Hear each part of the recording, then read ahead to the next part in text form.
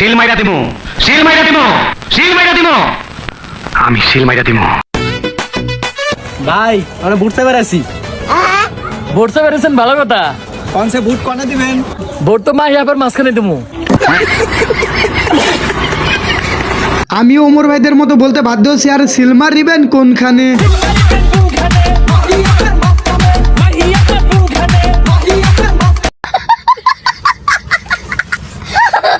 কথা কি ক্লিয়ার না ভেজাল আছে?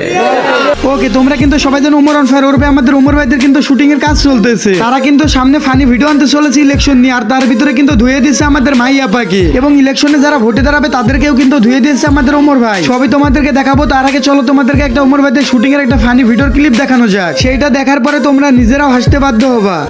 কি করে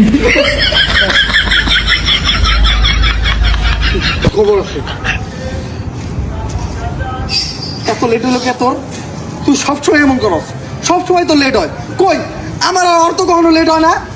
আরে বেটা সকাল সকাল গোসল টোসল করে বাইরে একটু লেটই হয়, তোরা বুঝবি কেমনে? তখন তো আর আমার মতো বাইতে বউ নাই।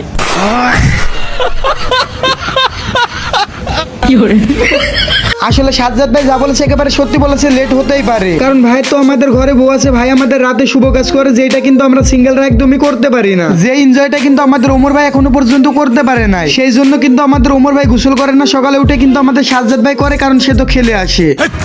কি বলছিস? মানে আমি বলতে চাইতেছি আমাদের ভাই কিন্তু নাইট ডিউটি করে আসে, এরপরে বউয়ের হাতে মায়ের খায়, তার জন্য কিন্তু আমাদের ভাই গোসল করে। আর তোমরা যেটা ভাবতেছো ওইটাও বিশ্বাস করি না, আমি বিশ্বাস করি না। ওকে, এখন তোমাদেরকে দেখাতে চলেছে আমাদের বাংলাদেশের সুনামধর্ম মাই আপা, সেই নায়িকাকে নিয়ে কি বলে আমাদের ওমর ভাই ফানি ভিডিওর ভিতরে তোমাদেরকে সেইটা দেখায়। ভাই আমরা বুটতে বেড়াছি। ভোটতে পেরেছেন ভালো কথা। কোন সে বুট কোনে দিবেন? ভোট তো মাহি আপার মাঝখানে দেবো। গরমি আবল তাবল কি কোন? এবার মাহিয়া পা আছে না? নেই, না নাই, বুট এবার কোদালের মাঝখানে দিবেন। কোন সে কোনে দিবেন? কোদালের মাঝখানে। আবার কোন সেন কোনে দিবেন?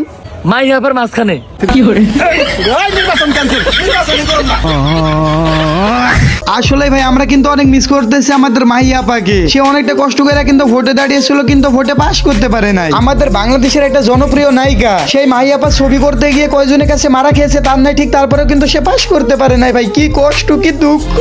Seriously, what the fuck are you doing? ওকে, এখন চলো তোমাদেরকে দেখাই যে কি করে নেতাদেরকে ধুয়ে দেয় আমাদের ওমর ভাই ফানি ভিডিওর ভিতরে। বাবারে বাবারে, ঠান্ডা পানি, এই ঠান্ডা পানিতে হুজুম কেমনে? দাঁড়া, একটা বুদ্ধি পাইছি। চেয়ারম্যান একটা কল দে। হ্যাঁ চেয়ারম্যান সাহেব, হ্যাঁ আমি তো ক্ষেতের মধ্যে হাঁটতেছিলাম, জায়গা চলাই। পানি তো অনেক ঠান্ডা। পানি ঠান্ডা তো তুই কি কইবার চাস? তোরে কি হন আমি হুইসা দিয়া হোম? হুঁশিয়ার দিবেন কি না দিবেন এটা এখন আপনার ব্যাপার। আমার বাসায় 13টা বুট আছে, এটা জানি। ভালো করে দিয়ে লাইগা জানি না থাকে।